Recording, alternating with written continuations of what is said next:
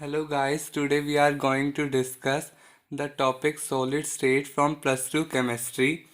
We learn about the basic of solid state in our class 10th in states of matter about the three states, that is solid, liquid and gas, but in this chapter we have to discuss only about the solid state. First is define solid. Solids are those particles in which intermolecular force of attraction is very high between its constituent particles.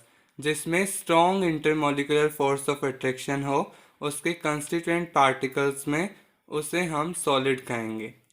There are general properties of solid. First is solids have definite shape, size and volume. कि solid की हमारे पास definite shape, size और volume होती है. Second, they are incompressible. कि solid हमारे compress नहीं होते क्योंकि compressibility इनकी low होती है क्योंकि force of attraction strong होता है solid के particles के बीच में. Third property is they possess rigidity. ये रिजिडिटी पोजेस करते हैं कि ये कंप्रेस नहीं होते. फॉर एग्जांपल हमारी वॉल रिजिड होती है. Fourth, they have low diffusion. The particles of solid do not diffuse while the particle of gas diffuses fastly, for example the perfume.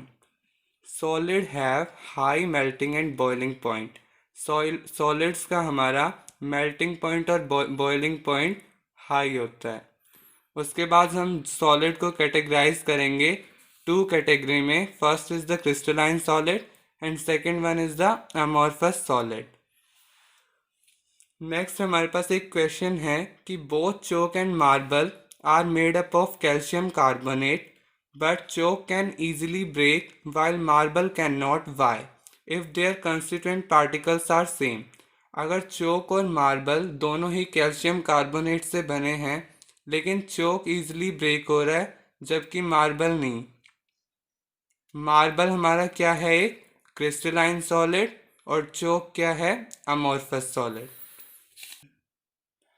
अब हम जानेंगे कि क्रिस्टलाइन सॉलिड्स क्या होते हैं और अमॉर्फस सॉलिड्स क्या होते हैं और what are the basic difference between the crystalline solids and amorphous solids. In crystalline solid the regular arrangement of constituent particles is for long range. Crystalline solids में हमारा जो पार्टिकल्स का अरेंजमेंट रहता है वो रेगुलर रहता है लॉन्ग रेंज में. For example the particle red, then blue, then red, then blue, and this is continue for long range. In amorphous solid, the constituent particle arrangement is not regular for long range. That is, the arrangement of constituent particle is for short range. That is, particle red, then blue, then red, red, red, and the arrangement is not regular for long range. Second है, in crystalline solids there is regular arrangement of particle, so force of attraction is very high. Crystalline solid में हमारा regular arrangement रहता है particles का, तो force of attraction crystalline solids में high होती है और ये इजीली ब्रेक नहीं होते. इसीलिए मार्बल को कैटेगराइज किया गया है in the form of crystalline solid. While in amorphous solid, the arrangement of constituent particle is for short range, so they are easy to break. इसीलिए ये easily break हो जाते हैं. For example, chalk. So chalk is categorized in amorphous solid. Melting point of crystalline solid is sharp, or we can say that melting point of crystalline solid is fixed. For example, we suppose a temperature 120 degrees Celsius. At that temperature, a solid is melted and converted into liquid.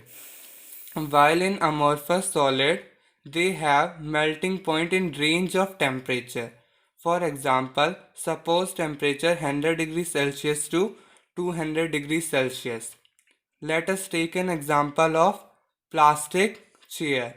अगर हम एक plastic chair को heat देंगे तो वो एक particular temperature पे melt नहीं होगी, एक रेंज टेम्परेचर में मेल्ट होगी।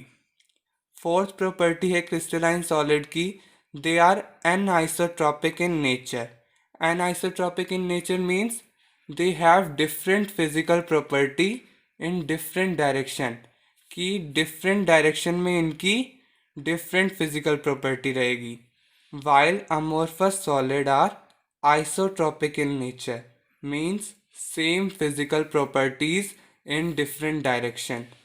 amorphous solid की सेम फिजिकल प्रॉपर्टी रहेगी इन डिफरेंट डायरेक्शन में, और अनआइसोट्रॉपिक की डिफरेंट फिजिकल प्रॉपर्टी रहेगी डिफरेंट डायरेक्शन में।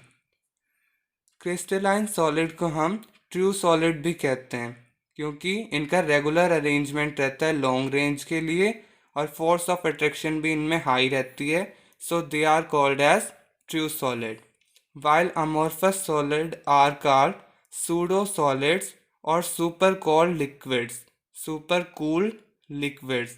फॉर एग्जांपल ग्लास, क्योंकि इनमें जो कॉन्स्टिट्यूएंट पार्टिकल्स का अरेंजमेंट है वो शॉर्ट रेंज के लिए रेगुलर रहता है और फोर्स ऑफ अट्रैक्शन वीक रहती है।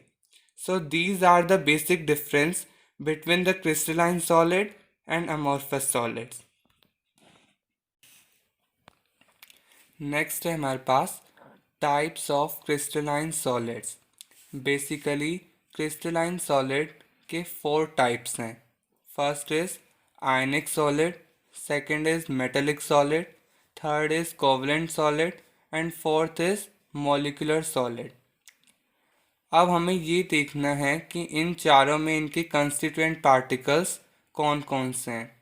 अगर आयनिक सॉलिड्स की बात करें तो आयनिक सॉलिड में कंस्टिट्यूएंट पार्टिकल्स उसके क्या हैं, आयंस। आयनिक सॉलिड में उसके कंस्टिट्यूएंट पार्टिकल्स क्या हैं, आयंस, जो कि बेसिकली क्या होते हैं, कैटायंस या फिर एनायंस।